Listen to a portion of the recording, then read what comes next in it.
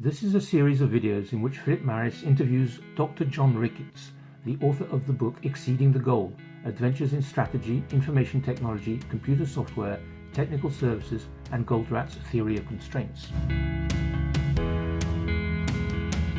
Okay, so constraint management begins with identifying the constraint, right? Can, for instance, computer hardware be a constraint in the information technology environment? Does cloud computing change that? Does the Internet of Things change that? So can constraints be somewhere physical in hardware? In a previous video, we talked about how constraint management uses a very specific definition of what constitutes a constraint. Let's take that knowledge and apply it in the realm of IT.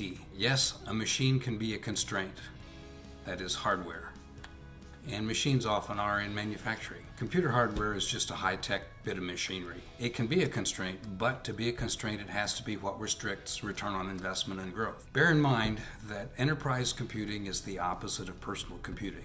Enterprise solutions are intentionally impersonal. While personal computing technology sits idle half the day, enterprise computing runs around the clock. 80% of the world's corporate data originates or resides on enterprise-grade IT. Enterprise IT, that is hardware, typically lasts about 20 years, while personal IT is lucky to last 5 years. So, how can computer hardware be a constraint? It's a constraint if it's not available, not reliable, not secure, not big enough, or not fast enough. Hardware can be the factor that prevents an organization from growing and prospering.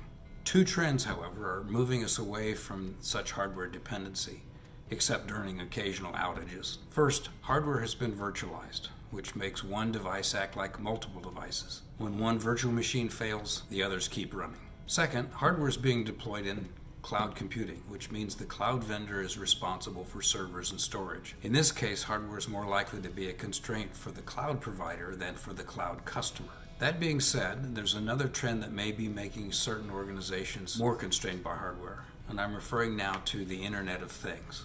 IoT, as it's often abbreviated, refers to sensors and actuators that engage in machine-to-machine communication. Missing or misbehaving sensors and actuators can create a hardware constraint. So in summary, will most organizations have a computer hardware constraint, that is, a constraint that restricts ROI and growth? The answer is no.